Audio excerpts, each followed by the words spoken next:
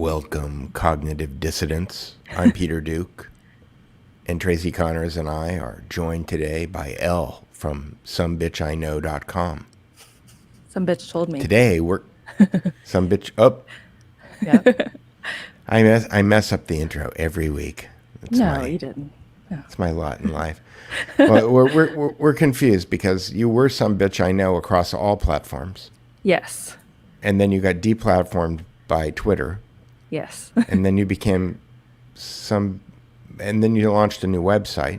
Yes. Well, but was there a some bitch told me Twitter account that got banned also?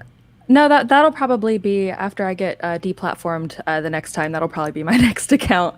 Will be some bitch told me. That was always just I was always some bitch I know on Twitter, and I just thought some bitch told me was kind of like a funny play off of that for the website name. So that's why right. I did it. and you have a new website at somebitchtoldme.com, right? I sure do. But just so that the audience could get this straight, you are Elle. What's your Twitter handle again? It's right now. Right now, want to get it nuked? It's been under the radar so far, right? Right. So far, I've been flying under the radar. So should people check the description below to get your sure. Your I mean, it's Elle hates you a lot. So I made that one as a joke just to kind of keep spying on Twitter, but it's so far so good. But people keep getting deplatformed every day. My friend Taylor got deplatformed this morning, so it's a matter of if, not when. And what was Taylor's crime against humanity? She was speaking out against the FBI. The FBI. Yeah. Classic 3-letter agency hate. Indeed. But so today we're going to talk about your new website and the story that you kind of launched with, which is your Blood Money series, which you're part of the way through. You sent me an advanced copy last week, and when I noticed that it was 18,400 words, I think that you decided to Whitney Webb it and to serialize broke it into parts. Yeah. Well, so it's a story I've been working on for a long time, and there have been about 3 different instances where I thought I kind of had gotten to the bottom of it and figured out what was going on, and then some new information would come to light, and it just kind of keeps going deeper. But I'm pretty sure I've got the big story kind of laid out now, and it's big and it goes back years, and it all culminated into the absolute disaster that we saw with Cuomo handling COVID-19 and the nursing home scandal in New York. And it's so far nobody's been successful in nailing him for this, but I know I've put together things that I haven't seen anywhere else. So hopefully with a little bit of time and effort, we can actually do it this time. So yeah, you don't post every day, at least not on your website, but the stuff that you do post is fairly comprehensive. That's kind of, I feel like everyone else is already that. There's kind of a manifesto on my website. If you go to my website, it's www.somebitchtoldme.com. And then if you go to the About page, I kind of explain my feelings on conservative media, the media in general, people gatekeeping information. And one of my biggest gripes, and it is what it is because people get their information from all over, but most of what you see every day, day in and day out, is just people regurgitating the same 3 or 4 stories over and over again and putting a slightly different spin on it. But that's not really something that I'm interested in. So I think colloquially that's called churnalism. Churnalism. Because you're just churning stuff that everybody's already done. Yeah. And so it doesn't have longevity. There's research that I did a year ago that is still just as relevant. I can keep resharing rather than having an article that's good for like 1 day or 2, and then nobody's going to look at it again. So that's kind of that's my MO. I'd rather focus on the big stuff than like day in and day out commentary. Right, and your stuff winds up becoming the reference material for for the journalists. For the journalists, right. Yeah. I mean, to a certain extent, yes. I've a lot of the work that I did with. I'm certainly not saying I was the only one doing this, but I was one of the first on the trail of Peter Daszak and the whole Wuhan Institute of Virology and the EcoHealth Alliance's collaborations and finances. And I was one of the first to hit that or to like get on that trail. And it's been either directly copied since then, down to the word, or reference, which is cool. I was on Zero Hedge the other day, so that was fun. Wow, So congratulations. That's pretty yeah, huge. that was that was actually I sent it to my dad. Could you ask them to unblock me? Zero Hedge? I don't know if I have that kind of power, but I can try. I don't know. They've had me Put it at blocked. the bottom of every one of your articles, please, in case they pick them up again. Yeah, Please unblock Peter Duke. Yeah, I mean, I subscribe to their newsletter, so I still get this stuff. But I don't know what I don't know what my crime against humanity was. But I've always been a big fan of Zero Hedge. Right, that's interesting. So yeah, it's kind of odd. Oops. Where's Tracy? I don't know. We've lost Tracy. So what we'll do is we'll stretch. So I'll ask you a question. So tell me, Elle, why should people go read your Andrew Cuomo expose?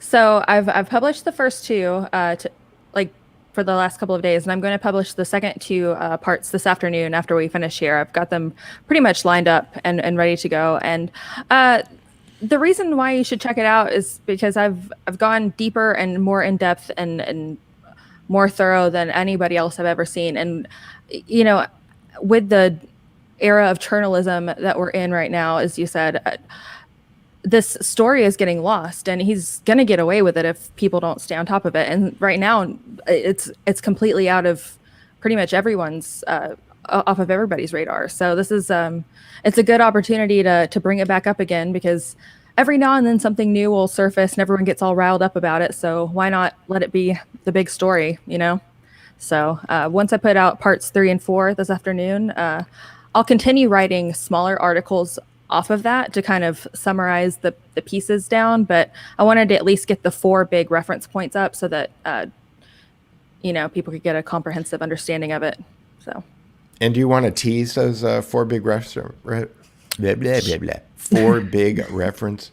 Do you want you want to tease those 4 big reference points?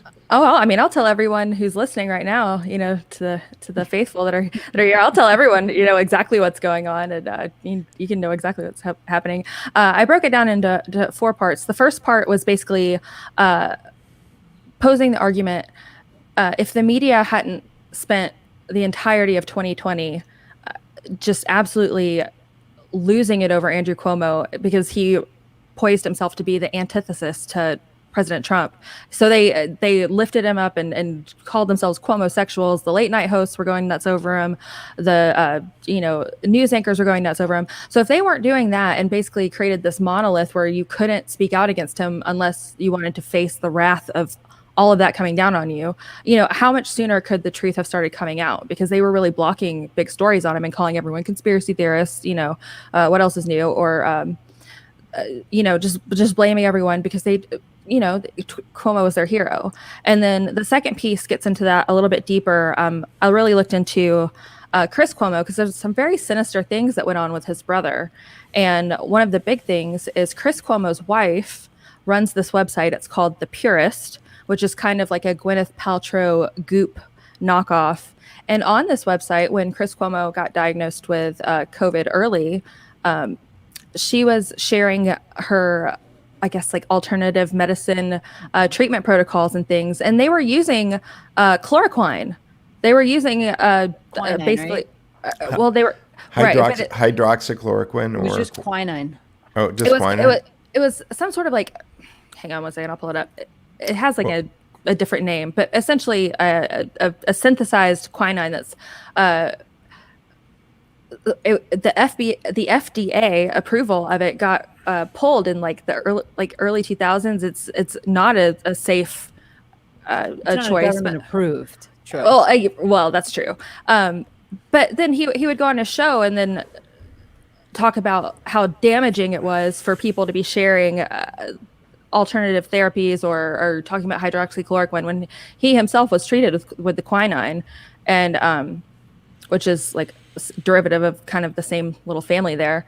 And hydroxychloroquine is synthetic quinine, and right. Quinine has been a cure for malarial diseases for over 100 years. Yeah. All right. And another thing too is that because he was documenting everything from his Southampton home, his like $2.9 million home in Southampton, bless his heart.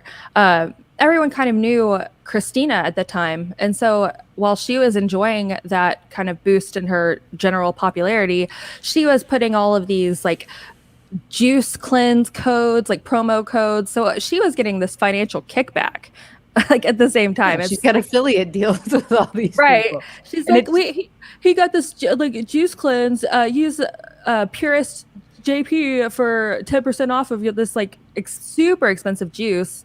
And then she's like plugging the $6,000 like infrared sauna. It's just it's so he was doing. Was he doing that on the air? Was he plugging? Because I don't think that doesn't seem like something on air. Yeah, this is all social media stuff. Because I remember seeing this at the time and reading that she was having him do quinine and pushing that. Mm-hmm. Yeah, just go out and buy a $6,000 sauna for your place. Right.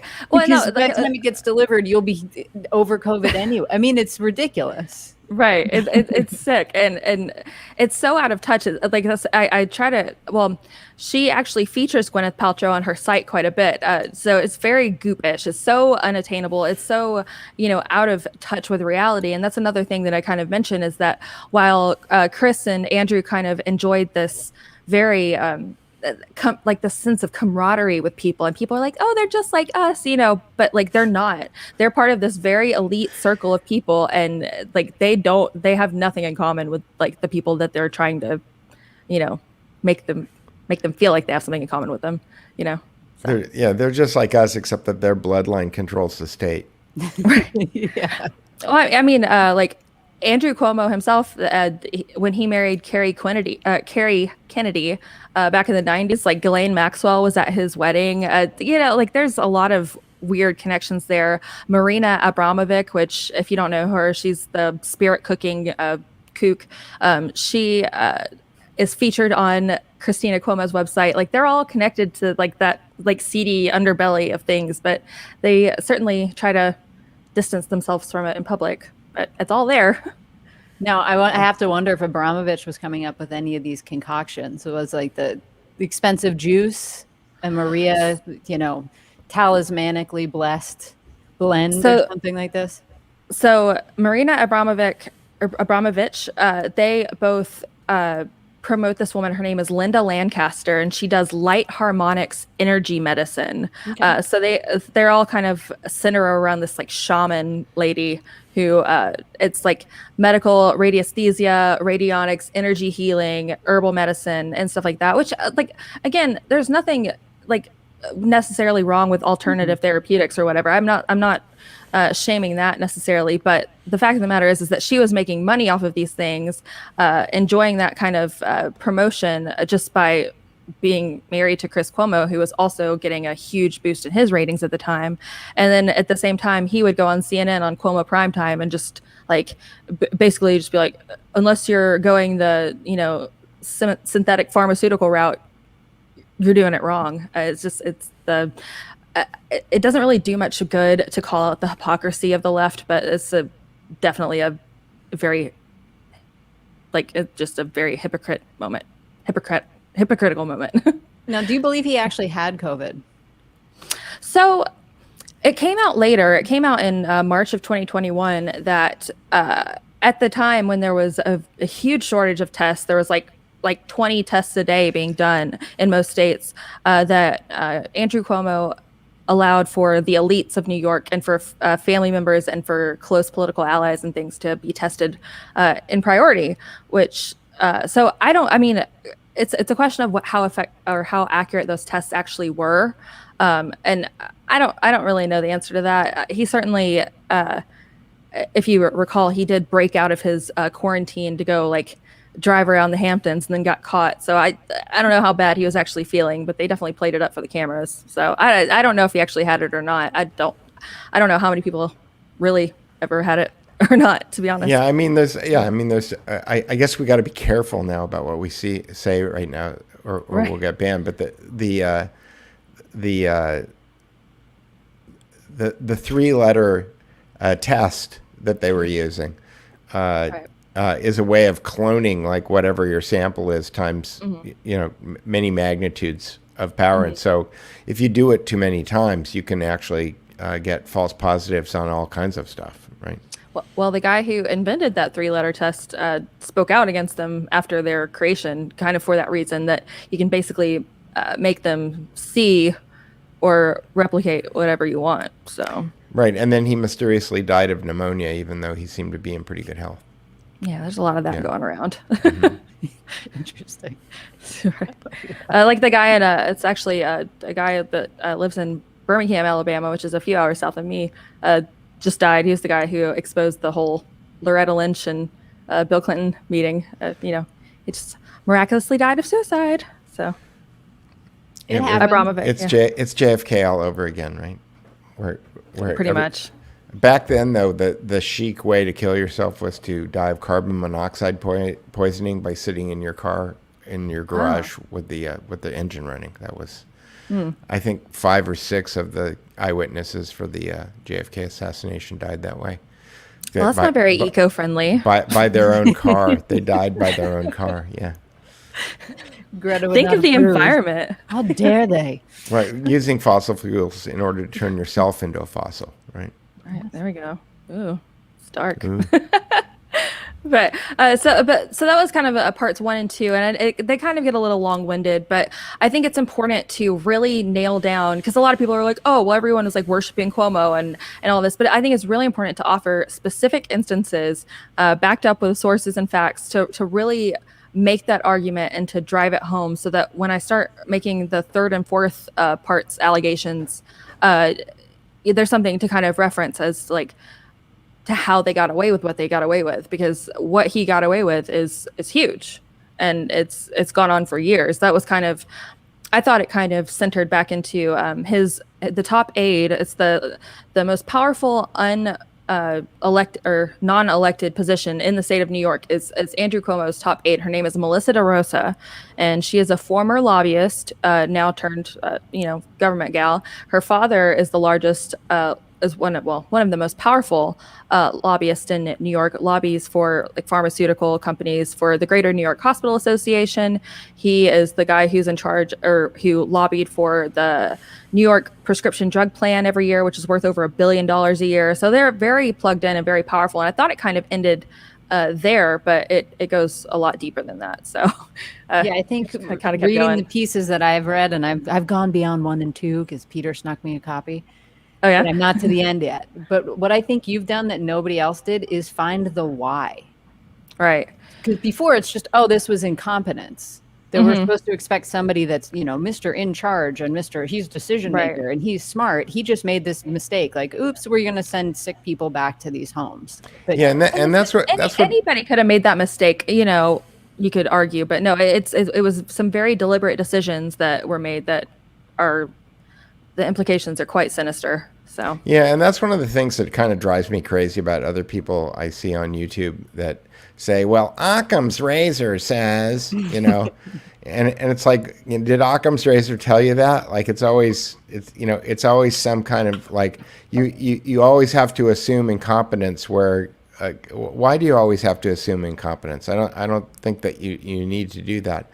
I mean, you do a great job of citing your sources, and in fact that's your tagline, right? yeah. it is. Yeah, cite your sources, or GTFO. Just 'cause GTFO. I get sick of that. I get sick of like informational gatekeepers. I get sick of articles that are written that they don't link their sources, or they just link to like their own like kind of The like tag circular pages. reporting, yeah. Yeah, like it's like, tell people where you got your stuff. Like, if you're that afraid that by linking where you got your information that people are going to stop paying attention to you, then you're like clearly not providing a service that's worth keeping around, to be quite honest, is my opinion. I have a lot of strong opinions, but that's one of them. So I don't know. It's super technical. I mean, the people, like the journalists, they're not reading budgets. They're not looking at that kind of stuff and seeing money disbursements and digging into court cases and reading transcripts. And you're doing all of that. Well, there are people that are doing that, but it's few. not a lot of mainstream. No, it's like nobody in the mainstream. Whitney Webb, James Corbett, Corey from Corey's Digs, people like that who put in the extra work and are amazing and all friends of mine, well, not James Corbett, but maybe someday, but no, the mainstream media, they if they can't summarize it down into a one sentence to get people riled up, they're probably not going to touch it. And this is not very easily summarized into one sentence. It's just how it is. So I can try now that I know the why. Well, now that we have the why, you can, but I don't want to give it away yet because it's your why to tell. Well, that's something that I sorry, I like swallowed like a cat hair earlier. My nose is itchy. This is why you shouldn't have cats.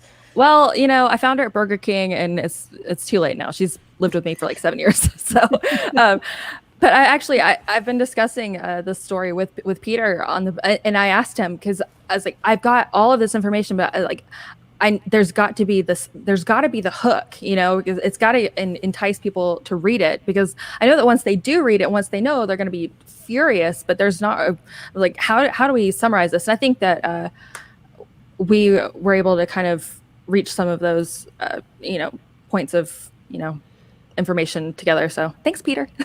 You're welcome. You're like my life coach, even though you don't know it. Well, gee whiz, I'm humbled.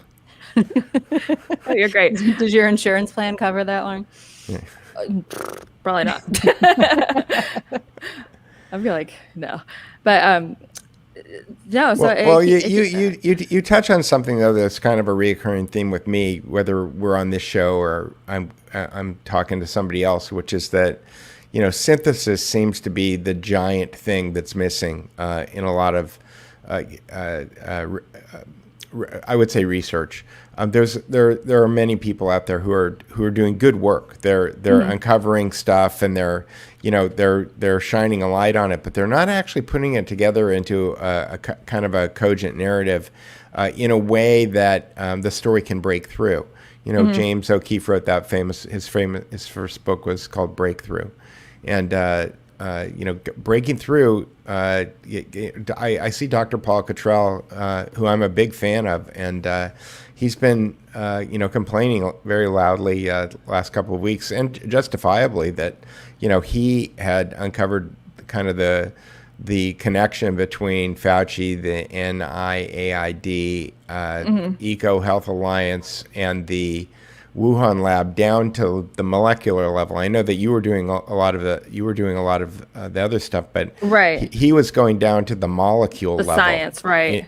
And he was calling this stuff out on the molecule level in February of 2020, and people, thank God that that Rand Paul and Tucker Carlson are kind of calling it out now. 14 months later, but the story was out there. You were calling it out months and months ago. Paul Cottrell was calling it out months and months ago. And so, synthesizing this stuff turns out to be really, really important. It certainly is. And as far as like the science aspect, I've learned more about. I don't have any sort of medical degree or science degree, but I feel like I've had to learn a lot of that over the last year and a half. But there are people that actually know what they're talking about that know far more than me. I tend to stay more on the the organizational and the finance side of things, but you can find a lot of connections there too. Yep. So. Well, they all kind of go together though, right? Like you've got part of it, and he's got part of it. And, the money trail is always that's usually the why, so that's right. And that's the famous quote, right? What, follow the money? Follow the money, right. if you follow the money, which is interesting to me too about like the Bitcoin thing, because there's nothing easier to follow than Bitcoin. If you know the wallet numbers, then you know exactly where the money is going. And apparently the FBI did that, or they claim that they did that. That whole thing seems to be a school play. I find it very interesting that these very super sophisticated hackers just managed to keep all that Bitcoin in like a Coinbase wallet, but maybe that's just me. So. Right, which is protected with public key encryption, which is, according to Robert Grant, I know Tracy doesn't agree with this, is easily hacked.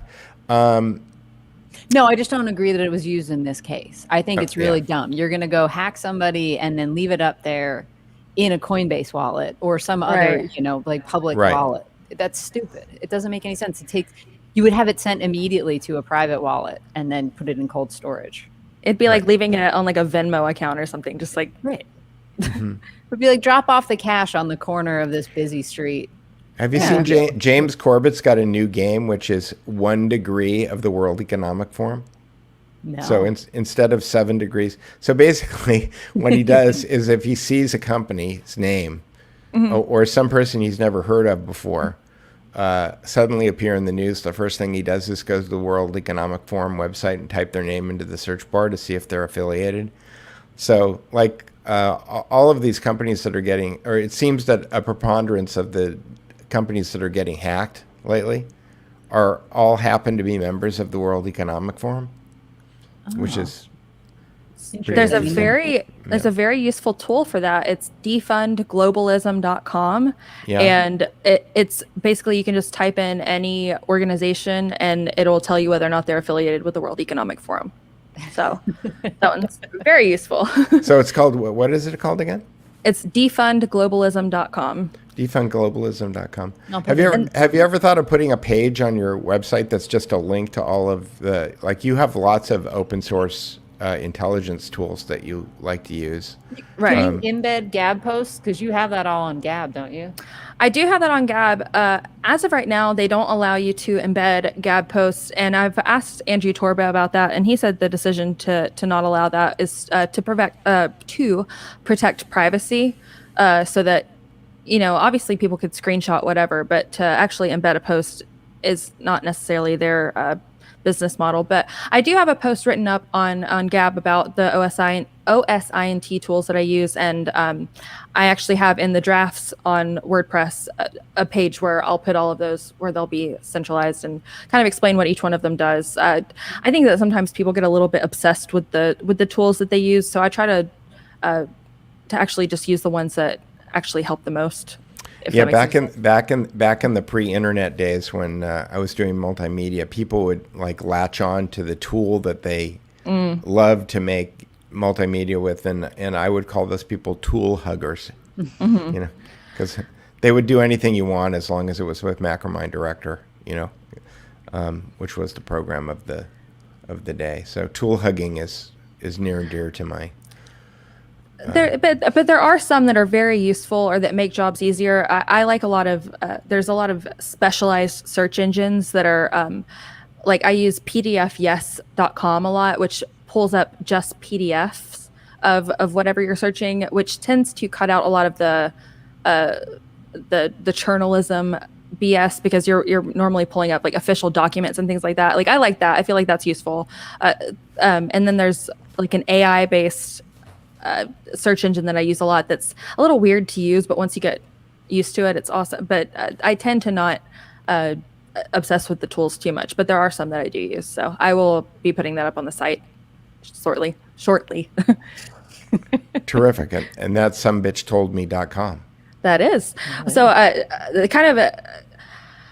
it was a big job to move it over, as you well know, Peter. And then something happened. I'm not really sure how it happened, but I had basically transcribed a lot of my posts from the old site and rewrote them and added more sources. And because when I first got started last year, I was basically just copying and pasting big threads from Twitter and posting them there. So they weren't, you know, as an article. Your own big threads. Yes. Yes. Right. Yeah. No, I don't. Unless it specifically says this was like a guest written thing, which there's a couple on there. It's all my research and my work, but I would just copy and paste my own threads to there. But when you're looking at like 140 or 240 character clusters of text, they're a little disjointed. So I went back through and I rewrote the articles and made them more cohesive. And that was a ton of work. And then I don't really know what happens, but if you recall, there was a point in time where I lost like all of the work that I'd done, and it was like several days worth of work, and it took the wind out of my sails. So, but finally got that redone. And now that finally got the host transferred and everything, I feel a lot more confident doing things that are going to be permanent in there for good. So, moving forward with that from just a couple of days ago is a good feeling. Yep. So. Well, you're flying straight and level now. You know? Yes. Thank God. And the site looks great. The site looks great. And and the next thing that we're going to do is we're going to start, we're still moving towards syndicated content, but we're going to start featuring content from other like-minded individuals in the sidebar. Right. So think Daily We're bringing Mail. back the blogosphere. We're bringing back the blogosphere. That's right. Which Peter taught me a lot about that. And if for anyone watching, the blogosphere was kind of, if you remember when you'd go and read, like independent journalism used to be, you'd go read someone's site, maybe it'd be in the blog format, whatever. But then on the side, they'd say, we're in this network of people, or they'd feature a few posts from other people, and it would kind of all be together. And I always thought that kind of site phased out kind of organically, but it didn't. And the blogosphere was killed by big tech to consolidate it all down to these social media websites with their little news sidebar, so they can really curate and control what people see. And so we're going to bring that back, because once you build it, it can't be deplatformed or shut off really as easily or at all, as opposed to if you were going through one of the big tech platforms to do it. Basically. Yeah, basically in the old days, people would federate their content across like-minded sites. And so if you were on one site, you would see the content from another person's site, and you would kind of transition back and forth. And the groups of people were usually like-minded. So usually if you like Lauren's content, you'll probably like the content from these other people also. And so if we can pull all of that together, not necessarily like on a single page like Drudge, but like, spread it out so that Lauren's featuring content from 5 other sites, and those sites are also featuring Lauren's content, then we should be able to create something that's kind of robust and bulletproof from a deplatforming standpoint, because there's no, central authority where somebody could go and attack you. Exactly. Yeah. The Federation. Or, I don't know if that's what we've set on, but that's what I've been calling it in my head. But I think it's really cool. And as someone who has been canceled like 12 times at this point, like once you've been canceled once, it stops scaring you, and it drives you to figure out, how to just make yourself even more bulletproof. So that's where we're at right now. Right. And that's why Linktree is such a important part of this now. I think just being able to find people after they've been deplatformed seems to be, Haven't they booted people though? Well, what about somebody getting booted off of that? I haven't been booted off of there. I don't know if people have, but Twitter has blocked Linktree links, I think altogether, or at least puts like the warning thing on it, where it's like, oh, you're going, like, there's something with their site that's messed up. So basically, whenever you link something, you have like 2 or 3 clicks maybe to keep someone's attention. So if you have to click the continue anyways button, you're going to lose a lot of people. So Linktree is not as it's not as foolproof as it seemed like it would be at first, unfortunately, but it's still handy. Depends on the site that you post it on. Well, now I have to go check my my Twitter, because I think I think it's well, Peter's word checking his Twitter. I wanted to talk to you about the other story that you have front page that I love. It's about Joe Biden lying. Oh, the yeah. accident that killed his wife and daughter. Yeah, that was it's disgusting. Yeah. It's disgusting. And then moreover, the way that he talked about it, I guess there was like a point in time where he realized that he has a way of trying to, like, I guess, commiserate with people, that to try to, I guess, make them like him more. But it's always your pain. You're too young to remember Bill Clinton, but that not only I feel it, but I lived it. Oh, really? So the story, no, I mean, that's what Biden's doing. I lived your pain. No, but what was that in reference to when Bill Clinton used to say that? That was like one of his little trademark things. A little lip bite and like, I feel your pain. With that little accent too. Ugh. Right. But if anybody's not aware of what happened, Joe Biden's first wife was in a car accident with her 3 young children. So it was Hunter, Beau, and then I don't remember the sister's name. Oh, and it was when he was a freshman congressman? It was when he was a freshman congressman. It was in 1972. 72. So it was right when he was first getting started. His wife's name was Nelia.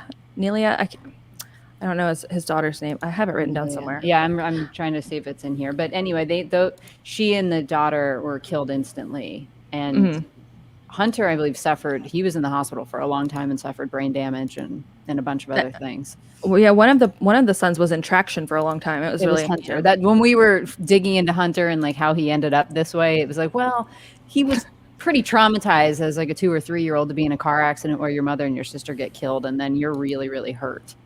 Right. So this whole thing, the first time he lied about it that I could find, and that I could find in other sites, was it was like a few days after, or maybe a couple weeks after 9/11 had happened. He's giving this speech in front of like military people, and he's like saying to them, to the loved ones of the victims of 9/11, there's nothing we can say to ease this tragedy. But to those of you who think it's presumptuous of me to say that, in a different circumstance, I got one of those phone calls saying, your wife's dead, your daughter's dead. It was an errant driver who stopped to drink instead of drive and hit a tractor trailer, hit my children and wife and killed them. It wasn't an airplane, but it was a phone call. So he's already trying to like link this to 9/11 to commiserate with people, and he's lying about the circumstances to do so. And so the guy Curtis Dunn who hit the Biden family, he was haunted by this for like the rest of his life. He died in 1999, but it was an accident. And in fact, a lot of the evidence suggests that Nelia just pulled out in front of him, didn't see him or whatever have you, and he actually flipped his truck trying to avoid them. So that doesn't really indicate a drunk driver, but he repeated that lie at least twice. He did it again in 2007, giving a speech at a college, and finally, nearly 10 years later, after Curtis Dunn had died, his family has begged him so many times to say, stop saying that our dad killed your family. They said in 2008, we accept the Dunn family's word that the rumors were false, but the rumors were started by Joe Biden. So that's kind of a really sinister thing to say. Like, we accept your truth, but the lies were started by Joe Biden in general. It's just, ugh. He's always been a slime ball. Well, and then towards the end of that article, there's an interview that he gave in 1974, which is just 2 years later, after his wife and baby daughter died, and he almost lost his two sons, where he's talking about his wife and he's like bragging about her like a trophy. And he's talking about, she had the best body of any woman I ever saw. She looks better than a Playboy bunny. My millionaire wife was a conservative Republican before she met me, but then she changed her registration, talking about like satisfying her in bed. It's sick. And I don't just, you don't want that mental image. No, it's just sick. And then towards the end, I just mentioned this in passing, but at the very end, he tells the person interviewing him, whether you like it or not, young lady, us cruddy politicians can take away that First Amendment of yours if we want to. So Joe Biden's always been this skeezball, slimeball, like just gross human being. And you can read the whole thing on somebitchtoldme.com. It should be like the fourth most recent post, and it's linked. All of the sources and everything are there. There's an old CBS coverage of the car accident, but I find that so disgusting and so indicative of who he would become as a politician, just willing to say anything about anything to get people to either like him or at least like empathize with him. And it's just like, that's quite possibly one of the sickest things that you could tell a lie about, like the circumstances of your wife's death, and then brag about her body. God. And it's interesting because the quote that he had about the First Amendment, us cruddy politicians can take away that First Amendment of yours if we want to. Didn't he almost echo that today? He said that. There was a variation of it today, though, where I think it was today in the press conference that he was giving after meeting with Putin.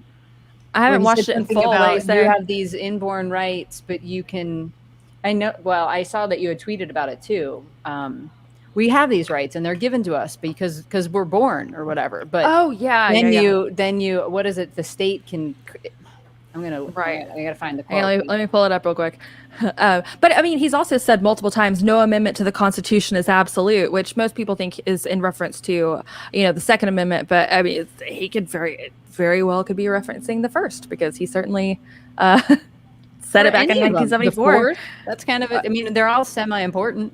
Any amendment. That's why they're there. Exactly. The 10th. I see. My Constitution. No, I know. Sorry, I'm trying to find it real quick because I remember what you're talking about. Because it was so insane. You're just like, what? Joe Biden said that the rights we are born with as Americans don't come from the government, but we yield them to the government. That was it. Yield them. Like, no. That's the opposite of what we do.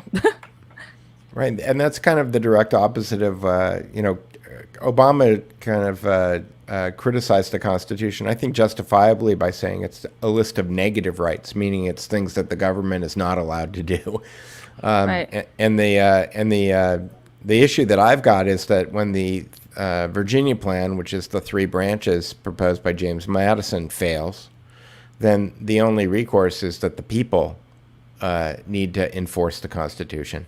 And the people aren't really organized to enforce the Constitution without going up against the government, which is what we're dealing with right now. All of these people being thrown in jail for, marching on the Capitol on the 6th of January.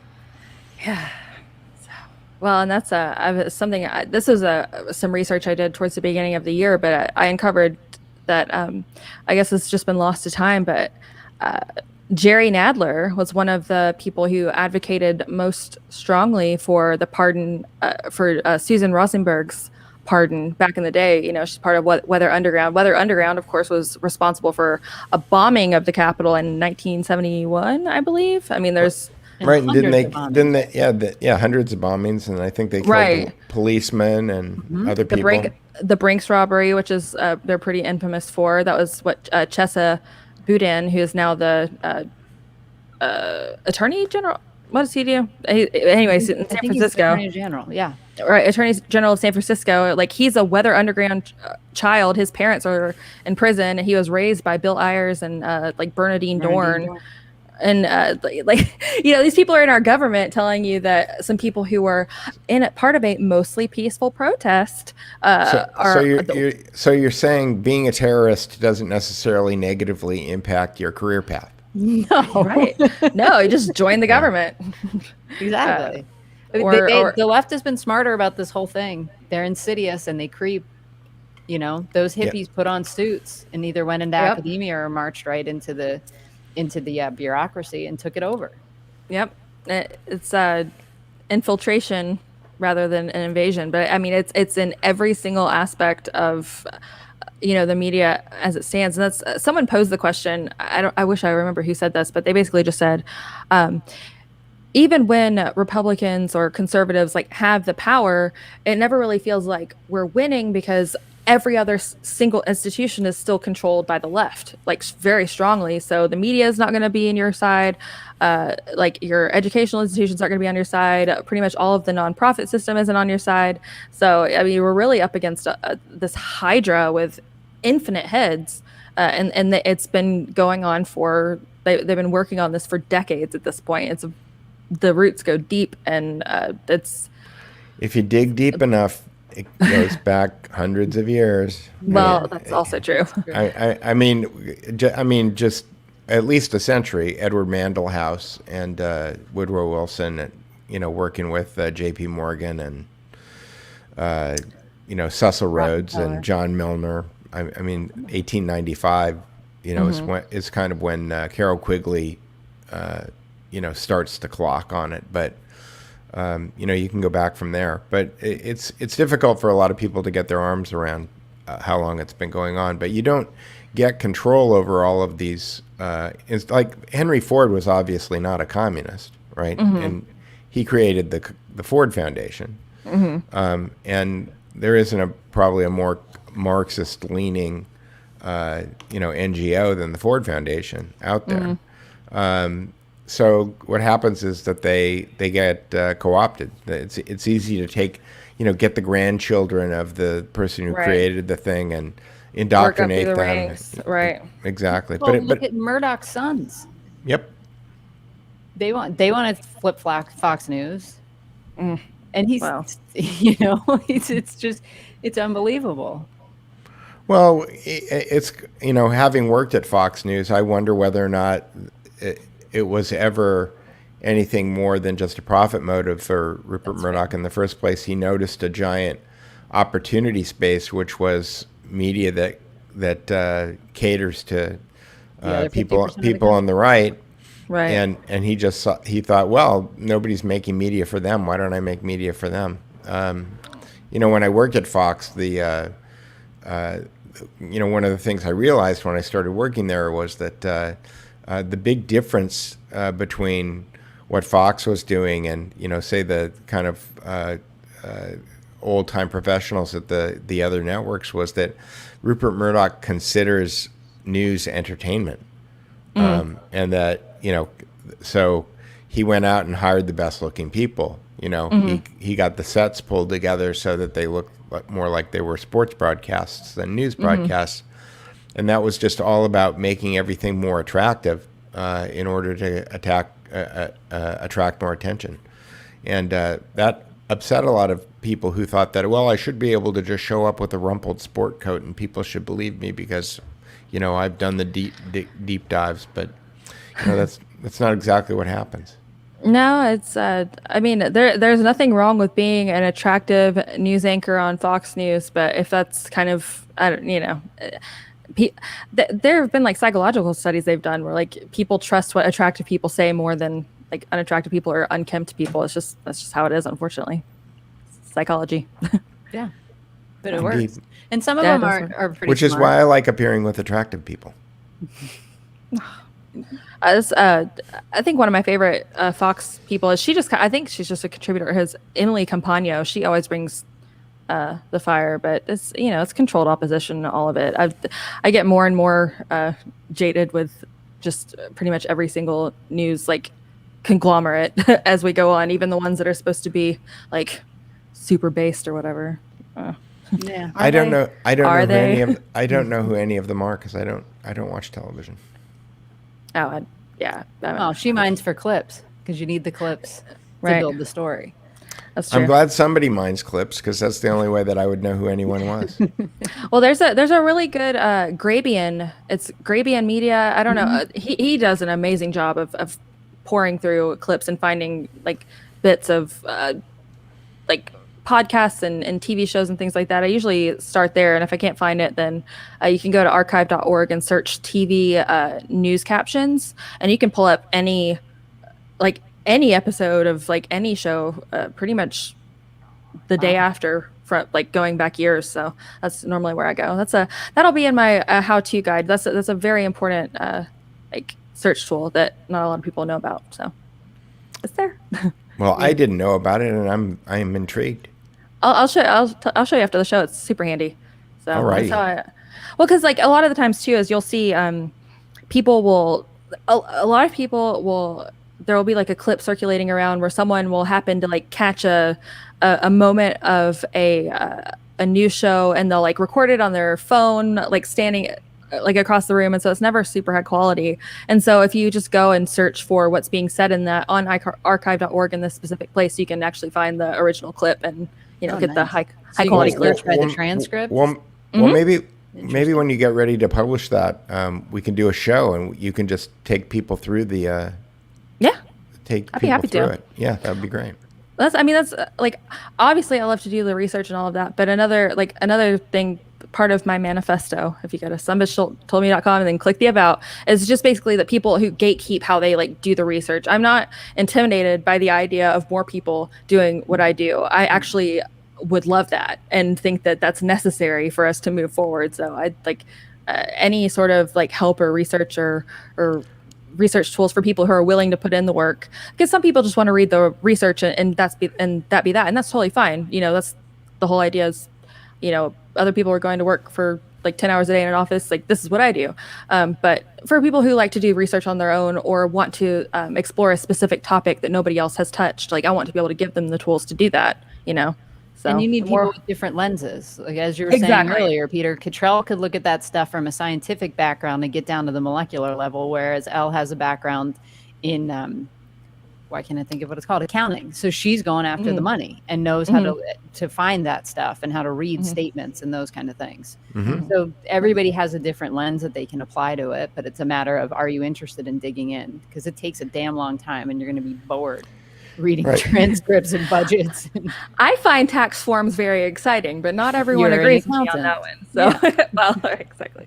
Yeah, it's interesting because as I'm hearing you talk about this, like one of the things that's on my list, it's literally, I just put it on my list, is that Delicious, I believe, for people who aren't familiar with it, 15 years ago, there was a website called Delicious, and it was del.icio.us,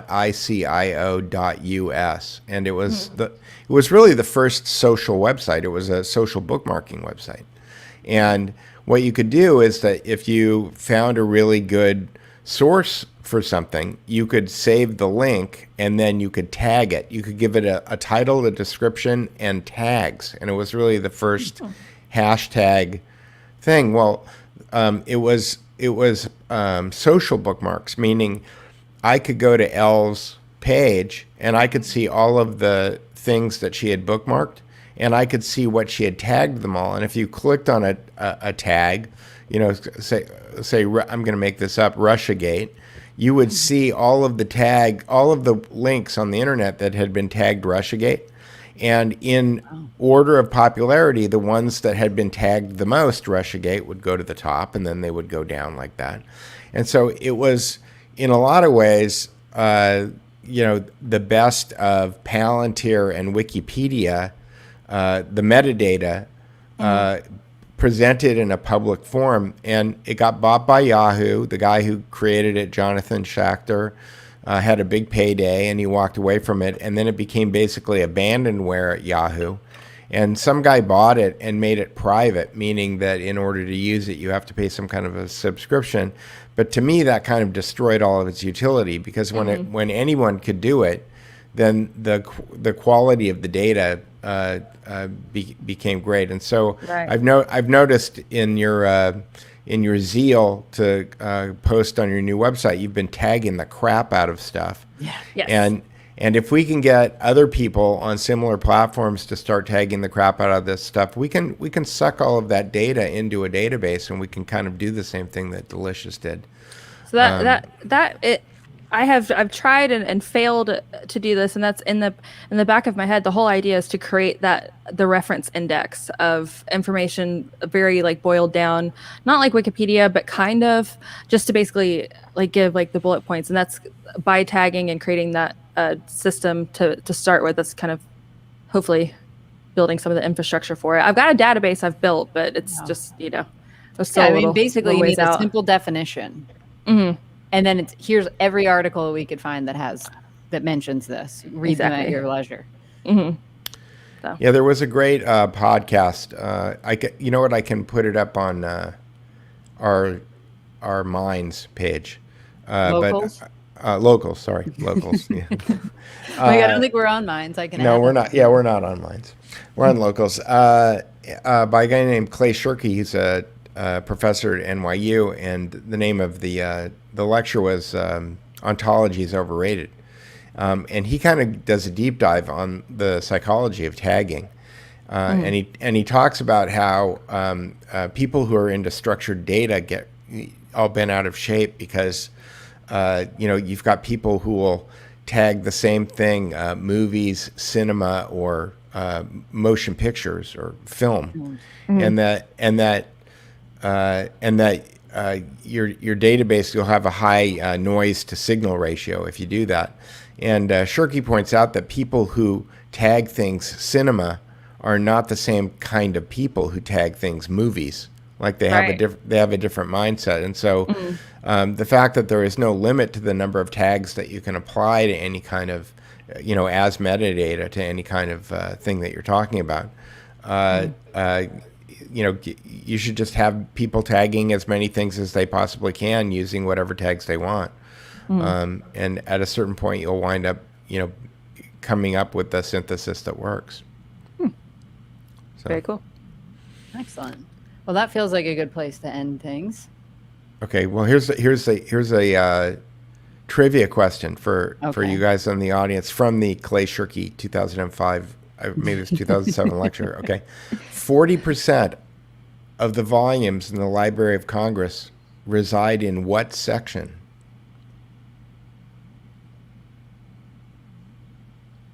chat room. Anybody? So what is the section called? Yeah, what's the section what called? subject do they to rest under? Okay. I have a guess. I'll give you. Okay, go ahead. I'm going to say legal code. No.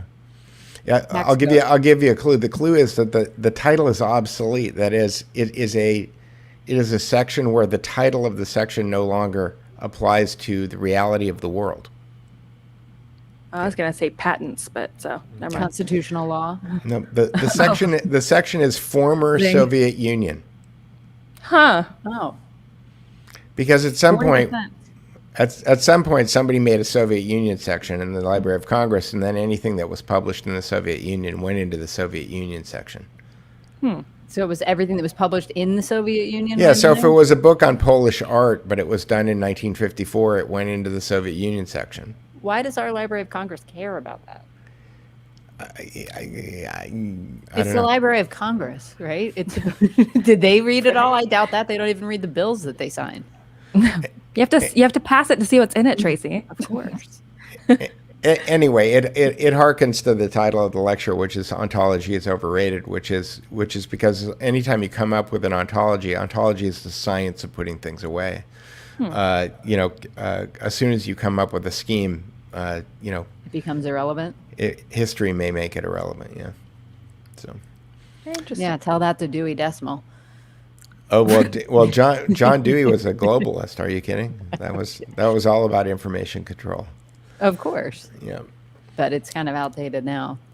So, Elle, you want to tell everybody where they can find you one more time? And Oh, sure. I'll just tell you this. If you go to my website, it's www.somebitchtoldme.com. Up on the top, it'll say there's L's sites and socials, and that's got all of my links on it. Whether you're looking for I'm on Gab, Twitter, Parler, Instagram, whatever have you, or if you're just more into like videos and things like that. So that's a good place to start. I'm on Twitter currently as L Hates You a Lot, and then pretty much on every other platform as Some Bitch I Know still, since I haven't been deplatformed from them yet. So basically there. and part 3 and 4 of the Cuomo saga come out when? That'll be later on tonight. And I reached out earlier to Cassandra Fairbanks, Michelle Malkin, and to Janice Dean about hopefully working with them. I mean, granted, I haven't gotten confirmation from all of them yet, but to hopefully work with them to help push out the story a bit, get some eyes on it. Yeah, my question is, why aren't the families of these people at the Capitol in Albany every day?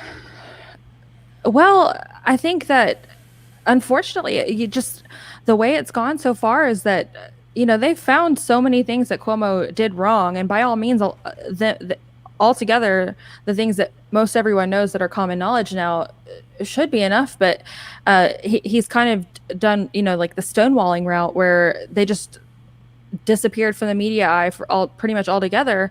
And if you stop talking about someone in the news cycle, I can imagine a lot of them just feel powerless to really do much. I mean, you can accuse someone all day long, but it's just, Well, yeah, I mean, the conventional wisdom has always been, okay, the media calls it out, and then the government does something about it, right? What a joke.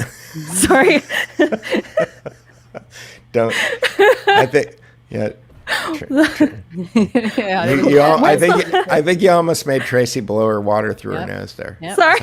No, it's In good. theory, that's how That it's would've supposed to been work, I guess. But I mean, it has happened. O'Keefe has been responsible for some laws getting changed and some people getting fired. But O'Keefe comes like a lot of his stories. He has very actionable things that go along with it, and he's also a bulldog and digs in his his heels and his teeth, and that's something that I'm wanting to. Something I'm hoping to gradually develop a skill in and change about the way that I do things, because I've just kind of been an information gatherer and deliverer. But I would now like you're ready to drop some bombs. Well, I want to drop Figuratively. bombs, but then also to like create actionable steps that can be taken post bomb drop to, make it have an impact rather than just, well, we all know this. And not an Article what 5 now? convention, right? Right, exactly. Yeah. It's very highbrow humor we've got going on here. I like it. Yeah. But that's how we roll around that's here. a big difference, though. It's like a lot of people are just like, they get the outrage porn clicks, and then everyone gets mad about it, and then we move on from it. But I think taking action from there, like a lot of people that have been working with critical race theory right now have been taking action, doing things locally, and that's really where it starts. So that's just something that I've kept in mind, and something that I want to move forward with, is to take action along with delivering the information. So yeah, and we're at a point right now where complaining about things, it doesn't do anything. It doesn't do anything. So if you think retweeting something is going to fix a problem, guess again. It helps get visibility, but unless most everyone is waiting on go to be able to do something or to help or to take action. It's not a lack of willingness. There's not a lot of people telling people this is what you can do right now. And a lot of people don't know where to start. So I think that like I said, just giving calls to action is a huge thing. So that's something I'm wanting to move forward in. So we're looking forward to you calling people to action. Yep, we want to hear way more about that. Absolutely. And, Peter will be on the ground taking photos that are fantastic if you need him to. There we go. Exactly. All right. Well, thanks for having me on. It's fun. Yeah, thanks for coming. It's always great, and we can't wait to see the last two sections of the Cuomo story drop and the open source intelligence links and everything else. So with that, so much more to come. we'll say goodbye and see you next week, everybody. And make sure to like and subscribe and all that fun stuff to our stuff and to Elle's stuff. So and hit the bell so that YouTube lets you know that we're live. Yeah, hit the bell or there we go. Whatever it is that you do. All right. Talk to you later. Bye, everybody.